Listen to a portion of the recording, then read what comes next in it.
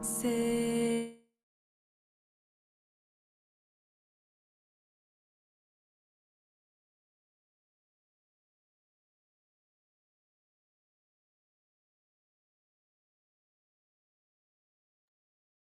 Hola, buenos días, qué gusto encontrarnos de nuevo. Sí, segundo día de oración. ¿Cómo le fue ayer? ¿Cómo está con su lista de 5 personas? 5 personas por las cuales nosotros vamos a trabajar espiritualmente. Sí, también cumpliendo el método de Cristo, es decir, supliendo sus necesidades, ayudándoles, apoyándoles, siendo simpáticos con estas personas. Pueden ser nuestros familiares, pueden ser amigos. Y no la he hecho todavía esa lista. Le animo para que usted pueda tener su lista. No deje de hacer su lista, pues el Señor desea que nosotros realicemos esta obra maravillosa de poder llevar personas. Te invito ahora para que podamos empezar orando. Oh mi Padre, gracias Señor, gracias por tus misericordias, gracias por la vida, gracias porque nos estás regalando este sexto día y tenemos la oportunidad de juntos, junto a ti también, Señor, no solo estudiar, realizar este estudio, sino junto a ti poder iniciar esta jornada. Nuestras cargas, nuestras dificultades, trabajo de este día, lo ponemos en tus manos porque al final de la jornada queremos entrar en tu reposo. Pedimos, Señor, tu bendición en el nombre de Jesús. Amén. El día de ayer tuvimos un estudio maravilloso, venciendo el engaño. Bueno, hubo y hay hoy también mucha gente que piensa que los mandamientos de Dios ya no están vigentes, pero no es así. Nosotros podemos darnos cuenta cuando estudiamos el texto bíblico que desde el Génesis hasta el Apocalipsis, hay como un hilo en toda la palabra de Dios. A medida avanzamos durante nuestro avance en la lectura, damos cuenta, primero, que en la Biblia está el plan de salvación, ese plan de redención que se trazó desde antes de la fundación y el cual irá por la eternidad, con todos los salvos, ahí viviendo junto a Cristo Jesús. Lo otro es el carácter, la ley de Dios, eterna, su carácter eterno. Como lo decíamos ayer, ¿podemos guardar el mandamiento por nosotros solos? No, pero sí si estamos tomados de la mano del Señor. Por eso el tema de hoy es venciendo en Cristo. Solo en Él podemos vencer. Dice ahora el texto bíblico, Apocalipsis 3:21, al que venza le daré que se siente conmigo en mi trono, así como yo he vencido y me he sentado con mi Padre en su trono. ¿Cómo es esto? Si solos no podemos, ¿cómo es que el que venza recibirá el sentarse con el Señor en el trono? De eso es lo que hablaremos hoy. Lisa Hewitt era profesora en una escuela pública cuando fue golpeada por un alumno con una pesada viga de madera. Lisa sufrió daños en la columna cervical y nunca pudo volver a dar clases. En medio de su dolorosa recuperación, su dolor iba más allá de lo físico. Sus emociones y su esperanza también habían sido afectadas. Entonces, se volvió a Cristo y reclamó sus promesas y su compañía. Así descubrió una nueva y vital relación con Jesús. Dirigida por esa emoción, escribió la letra del siguiente himno. Más de Jesús deseo saber, más de su gracia conocer, más de su salvación gozar, más de su dulce amor gustar. Este es el himno 445 del himnario adventista. Este deseo por más de Cristo es lo que la Biblia llama santificación. Nosotros podemos quejarnos de nuestros problemas, quejarnos de nuestro vivir, que cada día trae diferentes circunstancias. Pero solo cuando vamos a Cristo y permitimos que Él obre en nuestra vida, cuando nosotros vamos y tenemos una relación íntima, estrecha con el Señor, puede empezar ese proceso de santificación y aceptamos y entendemos también las situaciones diversas que ocurren en nuestra vida. Una mujer que quedó postrada por un golpe que le dio a alguien, le asestó a alguien que era uno de los alumnos, ¿no? Ahora ella puede escribir más de tu gracia, salvación, dulce amor, como dice el apóstol Pablo en la segunda carta a los Corintios, porque cuando soy débil, entonces en Cristo Jesús soy fuerte, porque es cuando Cristo puede empezar a obrar en nuestra vida. El apóstol Juan es un buen ejemplo de ese proceso. En la vida del discípulo Juan se ejemplifica la verdadera santificación. Durante los años de su íntima asociación con Cristo, a menudo fue amonestado y prevenido por el Salvador, y él aceptó sus reprensiones. A medida que el carácter del divino maestro se le manifestaba, Juan vio sus propias deficiencias y esta revelación le humilló. Día tras día, en contraste con su propio espíritu violento, contemplaba la ternura y la tolerancia de Jesús y oía sus lecciones de humildad y paciencia. Día tras día su corazón fue atraído a Cristo hasta que se perdió de vista a sí mismo por amor a su Maestro. El poder y la ternura, la majestad y la mansedumbre, la fuerza y la paciencia que vio en la vida diaria del Hijo de Dios llenaron su alma de admiración. Omitió su temperamento resentido y ambicioso al poder modelador de Cristo, y el amor divino realizó en él una transformación del carácter. Hechos de los Apóstoles, página 260.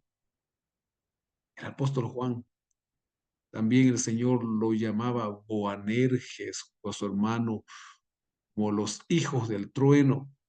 Pero luego la Biblia lo llama el discípulo amado, aquel que inclusive estaba y recostaba su cabeza junto al pecho del maestro. Estaba siempre. Pues nosotros podemos ver esa diferencia en nuestras vidas si vamos a Cristo.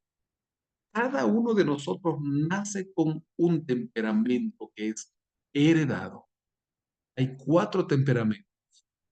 Nuestros padres tienen un temperamento que nos heredaron, de nuestros abuelos también, nuestros bisabuelos.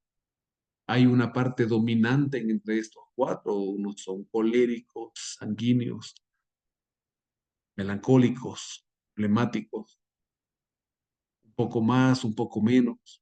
Y estos temperamentos tienen características positivas y características negativas. Sí, no hay un temperamento malo y uno bueno, no. Pero esas características negativas son las que nosotros las llevamos ahí heredadas y a veces decimos, ¿de dónde sacó él?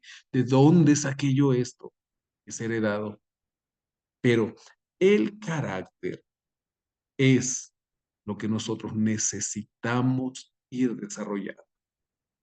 El carácter Es lo único que llevaremos de acá. Ni siquiera este cuerpo sabemos que lo llevaremos, pues, porque el Señor nos dará un cuerpo nuevo, como dice Pablo en la primera carta a los Corintios, capítulo 15.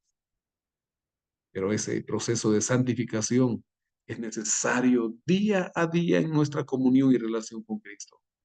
Y luego manifestando, reflejando a Cristo nuestras relaciones diarias, empezando por los más cercanos, por aquellos que viven junto a nosotros, aquellos que trabajan junto a nosotros, aquellos que estudian junto a nosotros, y luego de todos los demás que durante el día van a pasar a nuestro lado. La santificación no es sentimentalismo, dice el siguiente subtítulo.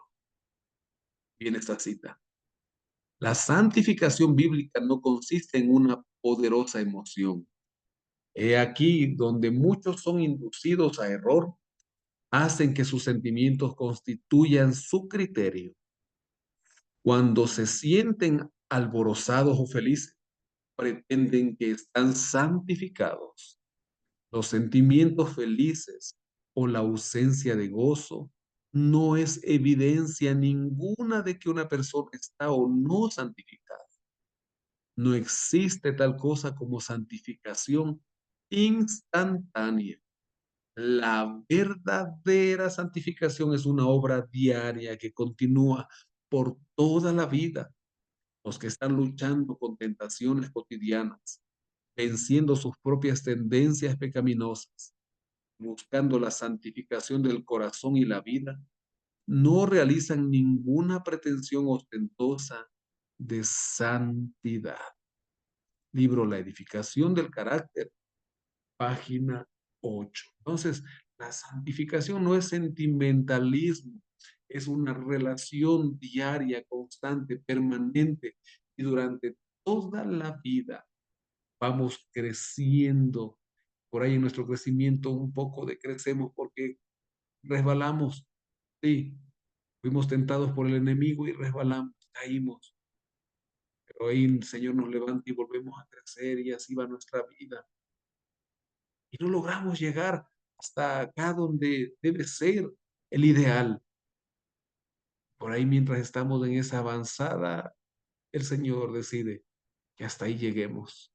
Ah, entonces nos vamos a perder porque no llegamos al ideal.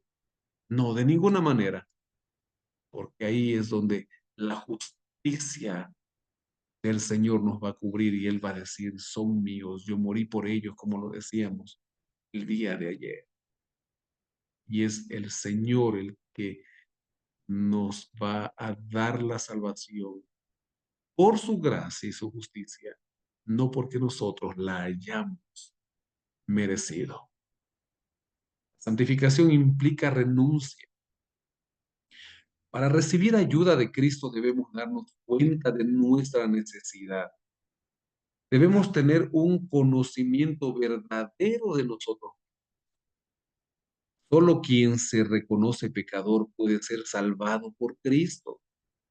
Solo cuando vemos nuestro desamparo absoluto y no confiamos, ya en nosotros mismos podemos asirnos del poder divino.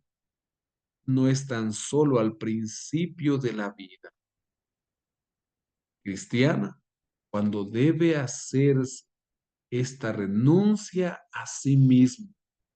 Hay que renovarla a cada paso que damos hacia el cielo.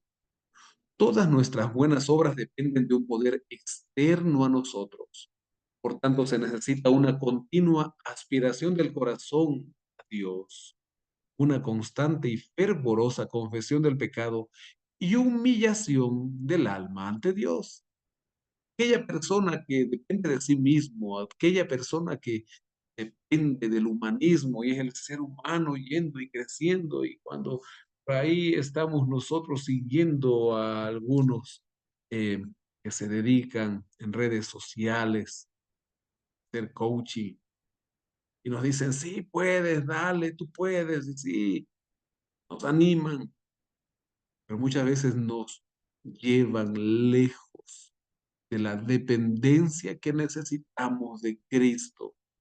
Nos olvidamos que nuestra vida va avanzando, que las cosas van pasando, que en nuestro envejecimiento necesitamos de ese poder restaurador de vida, no solamente de la vida espiritual, sino también aún de la parte física.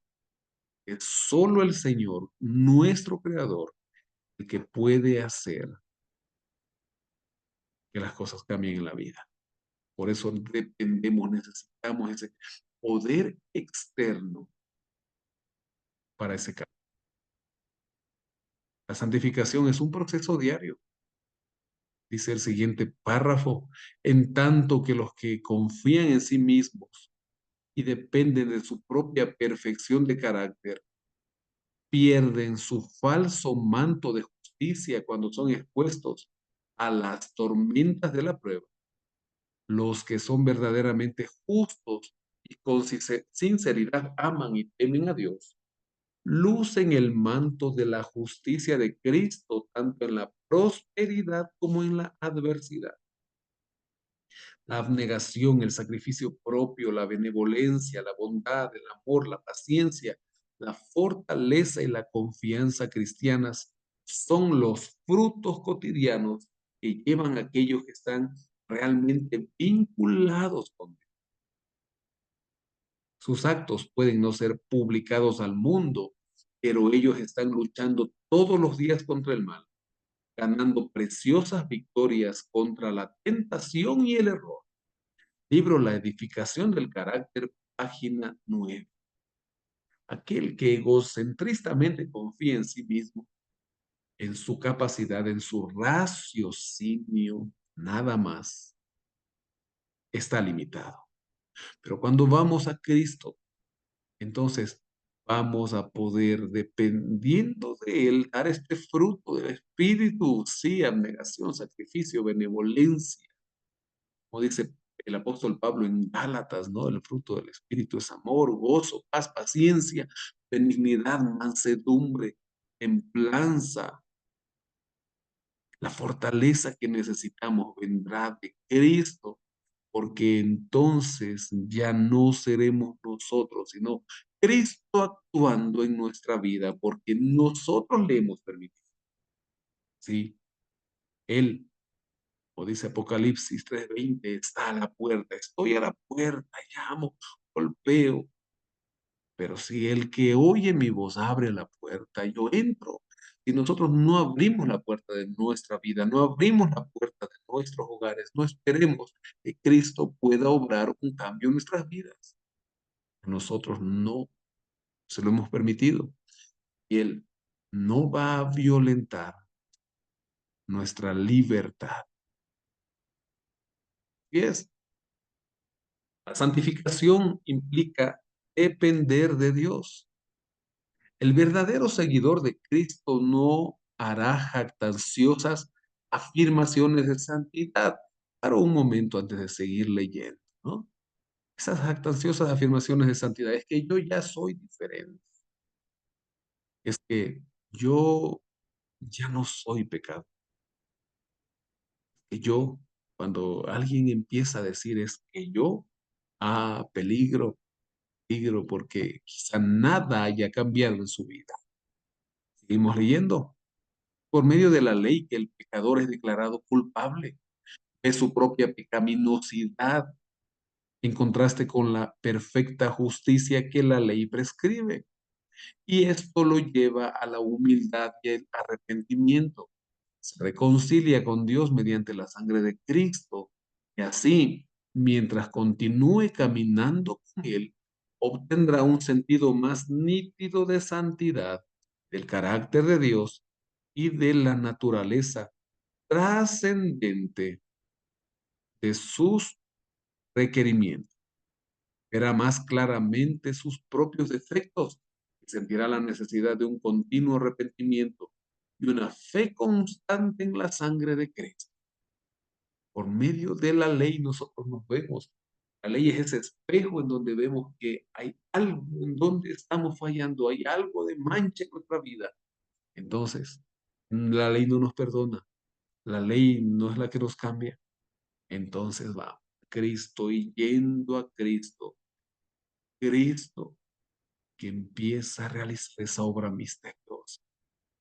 Entonces después no necesitaré decir es que yo, no, los demás verán en nosotros una persona diferente. Un día alguien le dirá, wow, tú eras, pero ahora eres diferente. Como decía el apóstol Pablo, ya no vivo yo. Ahora Cristo vive en mí. Nuestra acción misionera para hoy: llame a sus 5 amigos, envíeles un mensaje informándoles que está orando por ellos. Si fuese posible, ore con ellos por teléfono o envíeles una oración grabada o por escrito. Hoy vamos a orar por esos 5 amigos, familiares o compañeros de trabajo, quizá de estudio, por los cuales nosotros vamos a trabajar durante este 2024. Aplicación para la vida. Claro que estamos viviendo tiempos solemnes, pues todos los acontecimientos apuntan al fin de esta tierra. Somos llamados a proclamar el pronto regreso de Cristo como la solución a todo el dolor y el sufrimiento.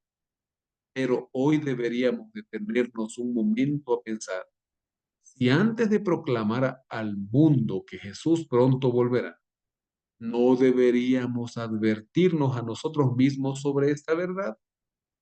Quizá deberíamos decirnos, debo cambiar algunos de mis hábitos y alimentarme mejor, dedicar más tiempo a la Biblia y a la oración, involucrarme más en el cuidado de los que sufren.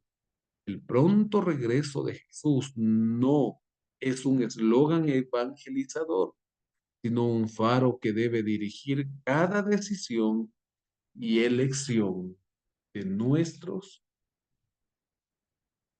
Pronto regreso de Jesús no es solo un eslogan de la iglesia adventista. Es parte de nuestro nombre, sí, pero es esa luz que debe dirigir cada decisión y elección que nosotros tomemos.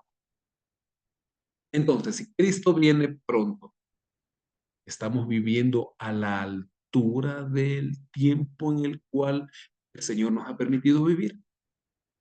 Si Cristo viene pronto, estamos reflejando ese Cristo que viene en nuestras vidas. Si Cristo viene pronto, quiere dar vida eterna, llevarnos a morar en las mansiones celestiales, en la tierra nueva.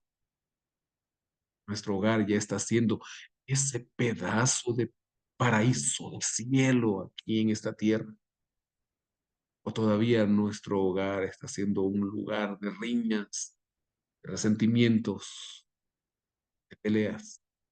Y no es que cuando Cristo vuelva y Él ya nos cambiará y nos dará la tierra nueva que Él promete.